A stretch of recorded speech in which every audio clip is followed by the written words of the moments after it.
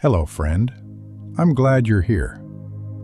Here's where tonight is headed, so you know what you're walking into. A man ends up walking on top of a storm, and then, a few steps later, sinking into it. Not because the wind got any stronger, not because anything around him changed at all. The only thing that changed was where he was looking. Maybe you already recognize that feeling.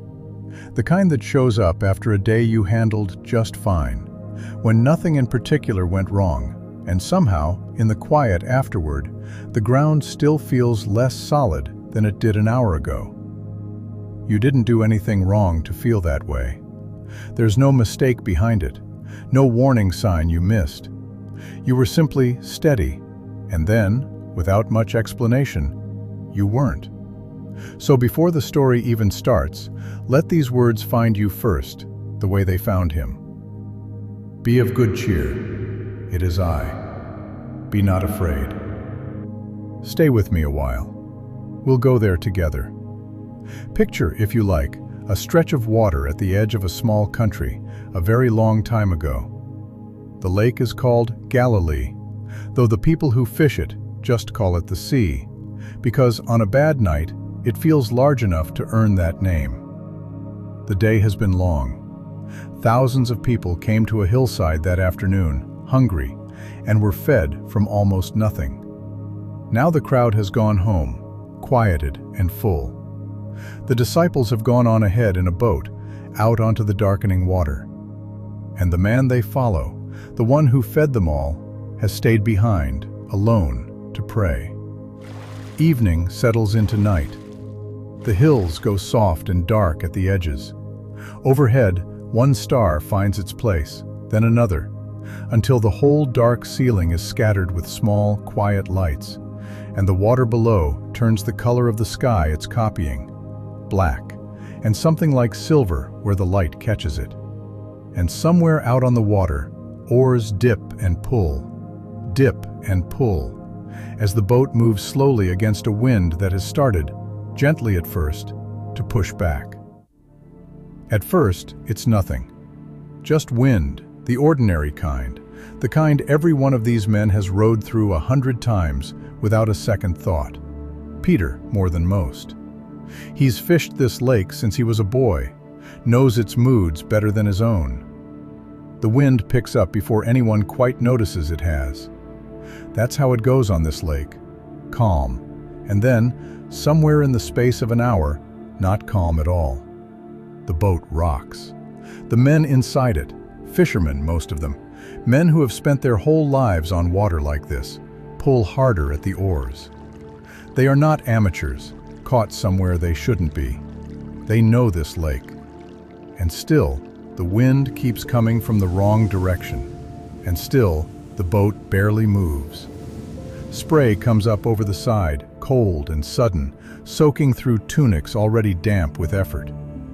Somewhere behind them, a rope slaps against the mast, over and over, a small, hard sound almost lost in the larger roar of the wind. Hour after hour, they fight it. The shore they left grows small behind them, then disappears into the dark. The shore ahead doesn't come any closer. There is only the boat, the black water, the wind, and each other.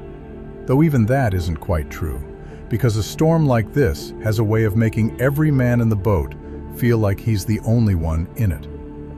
Each set of hands on each oar, straining alone, even surrounded by friends. One man's palms have blistered against the oar, and he grits through it, because stopping isn't an option out here. Not now, not with the shore this far, and the wind this determined. Another keeps glancing toward where land used to be, as if looking hard enough might make it reappear. Nobody speaks.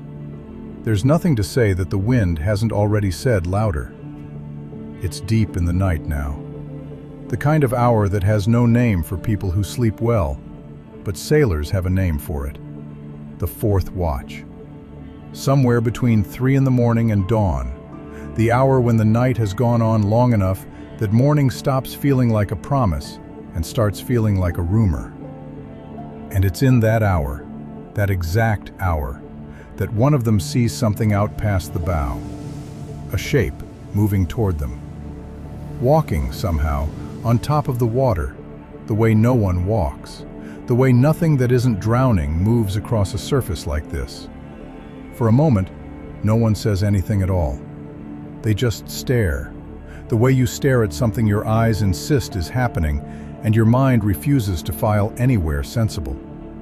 Someone says the word ghost, low, afraid. It moves through the boat like a shiver. Voices rise, not loud, but sharp with fear.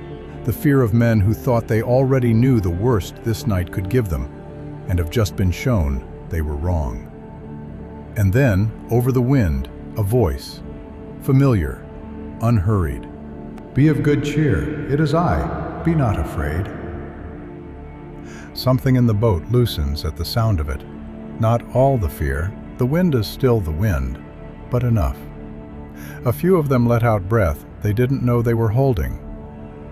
Peter is the one who answers. He's always the one who answers first. It's simply how he's made. "Lord," he calls out, "if it's you, tell me to come to you, on the water." One word comes back to him. Come.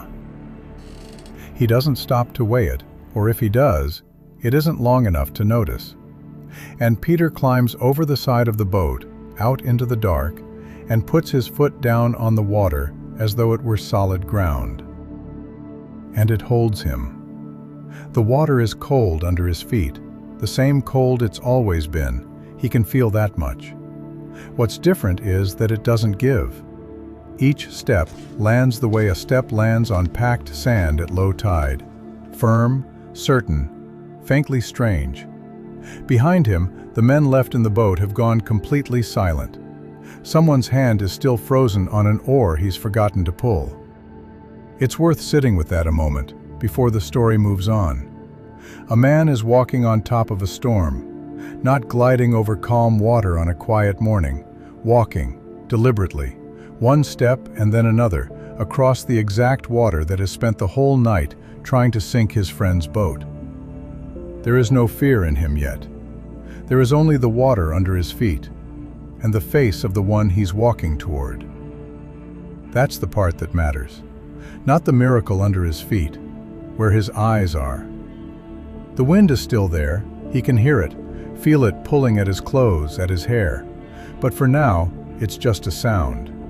Just weather, happening somewhere slightly outside of him, while the only fully real thing is the 10 feet of water between him and the face he's walking toward. For a few steps, that's enough. In the boat behind him, nobody moves either. Every eye is fixed on the small, unlikely shape of a man walking steadily across water that has spent the whole night trying to drown them all. Then, the way it happens to all of us, quietly, without announcement, his attention moves. Maybe it's a gust louder than the last one. Maybe it's the boat creaking behind him, or the black waters stretching out on either side, farther than he can see. Whatever it is, Peter's eyes leave the face in front of him and go to the wind. And the moment they do, the water under his feet stops feeling solid. It's a strange thing, fear. The wind hasn't gotten any stronger. The waves are no higher than they were 3 seconds ago, when he was still walking steady and unafraid. Nothing outside of him has changed at all.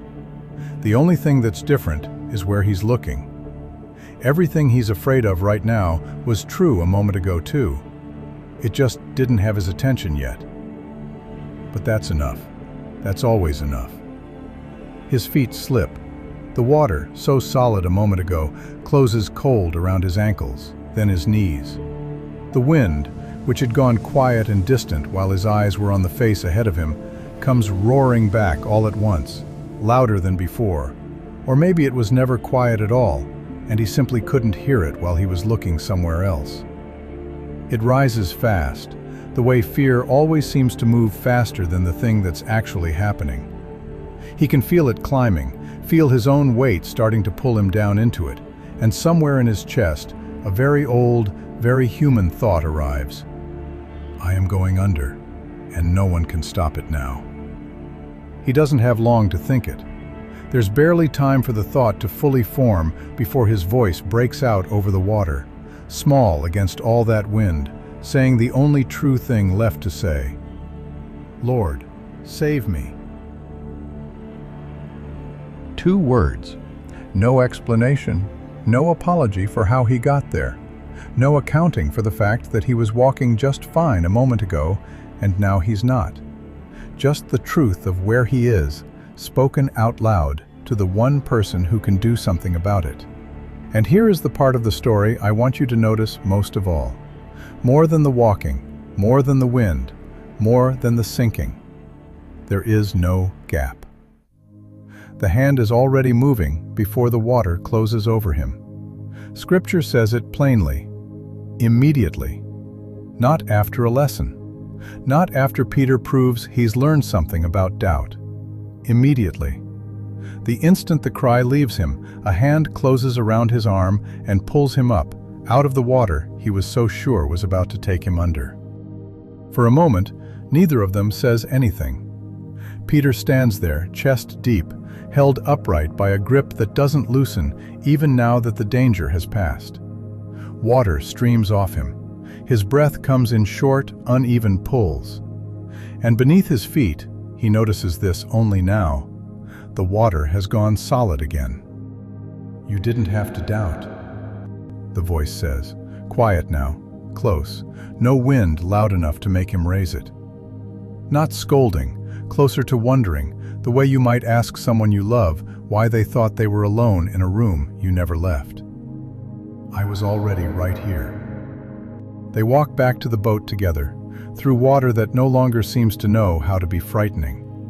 And the moment they climb in, both of them soaked, breathing hard, the wind simply stops. Not fades, stops, the way a held breath finally lets go. The stars are still there, the same ones from hours before, as though they'd been waiting the whole time for the water to go still enough to hold their reflection again. The others sit in the sudden quiet, in the boat that isn't rocking anymore, and look at the two of them. Nobody says much. Someone finds a dry cloak and puts it over Peter's shoulders without a word. Someone else finally lets go of an oar he'd forgotten he was still gripping. There isn't much that needs saying after a night like that, except the thing that's been true the whole time, even during the worst of the wind, even during the sinking. You really are who you said you were. The boat rows on toward shore, steady now, carried by water that has gone back to being only water. Maybe there's a specific weight on you tonight. Not fear in general, one particular thing. A conversation you're dreading. A result you're waiting on. A number in an account, or a silence from someone who used to answer faster. You know exactly what it is. You don't need me to name it. You've been carrying it, quietly, competently, the way you carry most things. And tonight, in the stillness, it finally caught up with you. And maybe, like the men left behind in that boat, it seems like everyone around you is managing just fine. They're not. They rarely are. Every boat is full of people quietly fighting their own wind, each one half certain they're the only one still rowing. Here's what I want you to take from Peter. He didn't sink because the storm got worse. He sank because for a few seconds, he stopped looking at the one thing that was holding him up. That's not a character flaw. It's just what happens to tired people in loud wind. And when he did sink, he wasn't punished for it, or left to find his own way back as some kind of lesson. The hand was already moving before he finished asking for it. If there's a storm around you right now, a real one, or the kind that only shows up after dark, when everyone else has gone quiet and you're still awake with it, you're allowed to stop pretending you can walk on it alone. You're allowed to just say the 2 words Peter said. Say them out loud if you need to, or just let them sit quietly in your chest, the same place the fear was sitting a moment ago. That's the whole prayer. It's enough. The wind has gone quiet now. The boat sits still on water that, an hour ago, felt like it might take everything from you. That's how storms end, most of the time. Not with a single dramatic moment, but with a quiet you almost don't notice arriving, until you realize you're breathing easier than you were. Somewhere above the water, if you looked up now, you'd find the same stars that were there before the wind ever started. They never left. They were just harder to see with all that spray in the air. Wherever you are tonight, whatever water feels too wide to cross alone, whatever storm you looked away from and felt yourself start to sink into, you weren't out there by yourself. You were never out there by yourself. Be of good cheer. It is He. Be not afraid. Rest now, friend. The hand that reached for Peter isn't too tired to reach for you.